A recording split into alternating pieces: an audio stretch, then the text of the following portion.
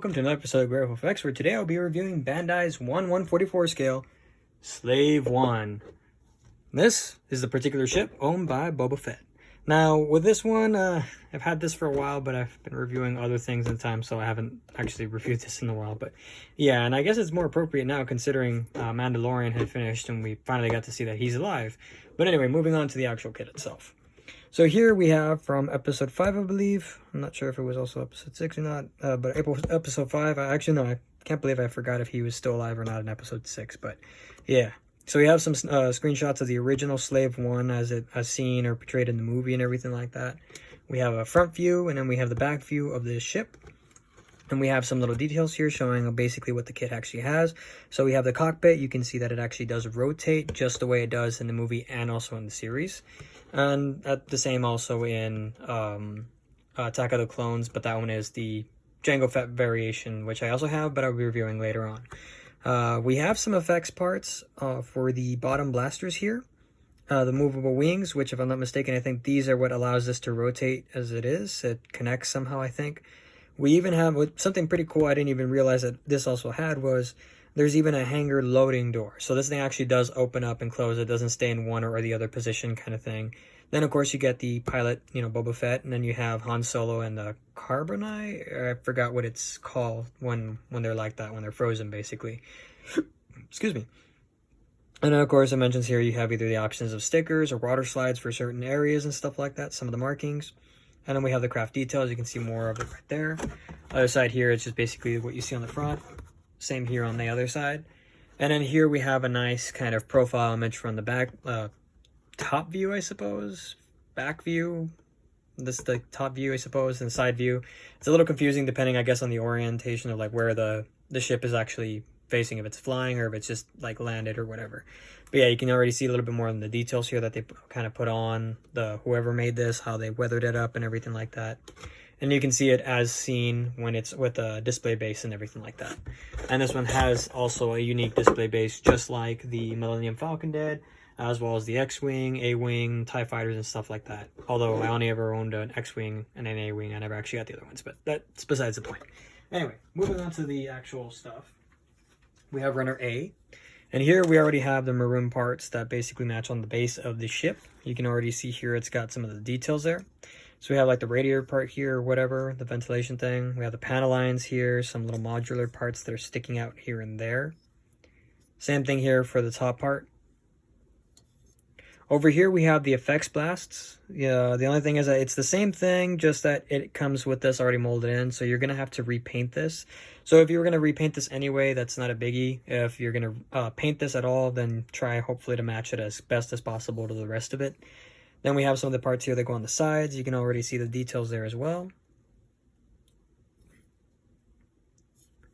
Moving on over here, we have the clear parts. So we have the cockpit canopy here.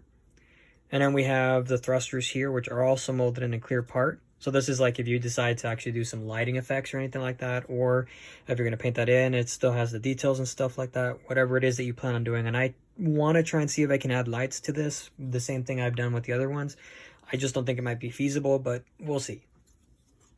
Going on to Runner B, we have this, and it's molded in a very unusual type of green. I'm not sure the name of it. It looks more gray on my camera, but in person, this is a very unusual type of green. It doesn't even match Boba Fett's kind of green color. By the way, this is the jetpack that I'm going to use to make the Mandalorian. Din? I forgot his name.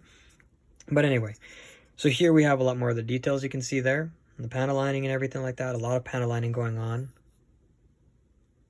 I'm not sure if this was actually modeled exactly off the miniature that they used for filming and everything, but if that's the case, it's like that's pretty cool to see all this kind of detail that they have here. I think this goes at the very bottom of the ship. And then here we have where the entrance is, so it's going to go like that or whatever. And some more parts here, so that's it for that.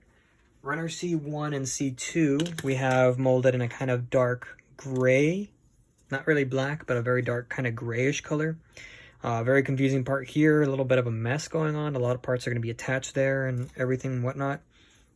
We have some of the other parts here you can see there. I think these might actually go in the cockpit area and in the passenger area, but I'm not 100% certain yet. Speaking of, we have the seating right here. We have 2 seats here for the bottom, and then we have the single. As for the one for the Jango Fett, it's actually different, but yeah. So it's not really... Remember, bear in mind that this is only for the original movies. This isn't what you would see in The Mandalorian, and I don't know if they're actually going to make a version 2 of the ship based on the Mandalorian series. In fact, I just hope they make anything from the Mandalorian. I really hope they do, because I love a lot of what they had going on, especially the Razor Crest. But yeah, on C2 here, we have the part for the loading bay and everything like that. This part goes, apparently it slides down somehow. So this way they can just walk in and it closes up. So this way, you know, when he's in space or when he's flying and, you know, it's all sealed and everything like that. Here we have the sides there where the wings are going to be going and all that. Really sharp and crisp details going on there. I'm not really sure how to paint that part yet, but I'll basically do a lot of reference images is what I have to go find. Now for Runner D, this is more of like a gray kind of color instead. This isn't like the other one where it was a weird kind of green. This one here, we have the fins. These are the wings, the looks of it there. We have some of the pistons here and everything like that, the gears. And then here we actually do have the Han Solo. That's kind of, zoom in to see the details there of him. So that's going to be pretty cool to try and replicate. It's even got some of the details on the side there. You got the little panels where, I guess they have the little lights and everything. On the bottom, it's just that kind of design. I don't think it looked like that, but I guess it did. I'm not really sure. I don't remember why, because usually you only see them from the front. You don't never see them on the back side, but I guess that's how it looked. I'm not sure. And then going on to Runner E, we have the rest of it. We have the little dish here that I think is supposed to basically what helps the ship be completely concealed, where it doesn't look like it's even a ship at all. It looks like it's a small speeder or something, when in reality it's like it's a pretty big ship and whatnot. We have part of the thrusters here, the engines here. They're painted also in the same color, so you're gonna have to repaint these. We have the rest of the parts here that can join. And yeah, that's pretty much there. Still have all that sharp, crisp details here going on. And moving on to the final runner, we have the base.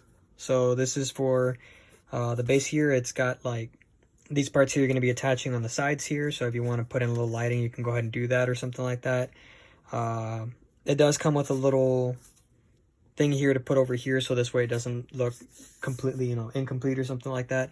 Now bear in mind, you would probably need to buy 2, probably 3 of these, or maybe like 4 of them actually. I have to buy all, like 4, either the Boba Fett or the Jango Fett's ships, both of them, to get like basically a perfect circle there, and I guess the ship can rest there and everything like that. I'm not really sure how big this is going to be, but I don't expect it to be too big, or at least as big as the Millennium Falcon, but we'll see when this is done.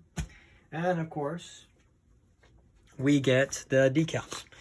So here we have the usual stickers. Never use those. And of course, we have the water slides. Not really sure if I will be using these or not, or if I'm just going to go ahead and paint these details in myself. But we'll see on that. And then going on over here, we have the instruction manual. So unlike, of course, the model kits, like the Boba Fett model kit and everything, like the figures and stuff, this one is in the booklet. It's not like a weird kind of expanding booklet kind of thing. So yeah, the pages. Always make sure to read this here. Make sure you have all your parts, no matter what kit it is that you're building. It shows you where to start, everything like that. At the end here, it shows you the color guide, more or less, as well as where the decals are going to be going on throughout the ship. Again, not sure if I will be using those or not. I probably will, I probably won't. Here, I'll see how I can do that, because I'm not sure how to use the chipping medium. I don't use airbrush. I just paint with a brush. So we'll see if I can go ahead and replicate this kind of effect regardless or not, but we'll see. Regardless, though, I'm pretty excited to build this kit. This has been one of my favorites since I was a kid when I first saw him. So definitely can't wait to build this.